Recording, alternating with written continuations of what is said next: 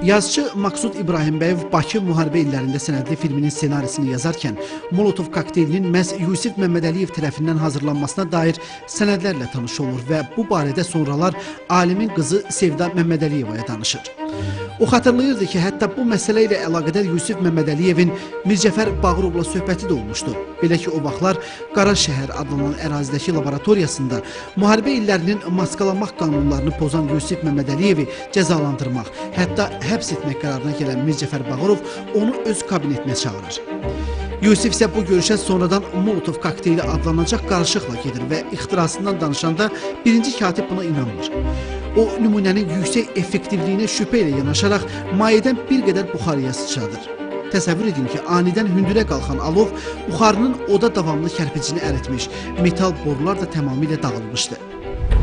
Tezliklə xəbər Stalinə çatır və o bu qarışığın təcili sınaqdan çıxarılması barədə göstəriş verir.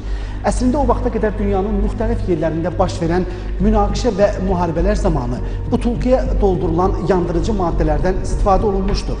Lakin 2-ci Dünya müharibəsinin gedişində Yusif Məmmədəliyevin ixtira etdiyi yeni tərkib daha çox təsir edici xarakter daşıyırdı. Kokteylin yaratdığı effekt ona qədər heç yerdə görünməmişdi. Bu, əsl hərbi sir kimi qorunurdu.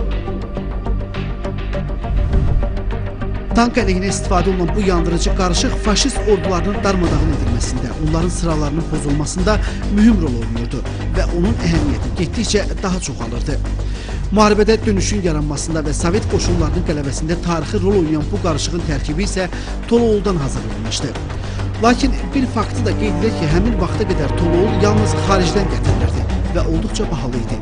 Bəs bu maddəni Yusif Məmmədəliyev necə əldə etmişdi? Toloğulun özünün də nitrolaşmasıyla trimetiltoloğul deyirlər onu, belə deyək ki, onun adını. Başqa bir adı da trotildir. O trotil maddəsi çox güclü, partlayıcı maddədir və tank əleyhinə onun işlədilməsi çox səmərəli oldu. Onu da benzoldan alırdılar və bunun alınması texnologiyası ideyadan başlanmış, istehsalata qədər Yusif Məmmədəliyevin xidməti idi.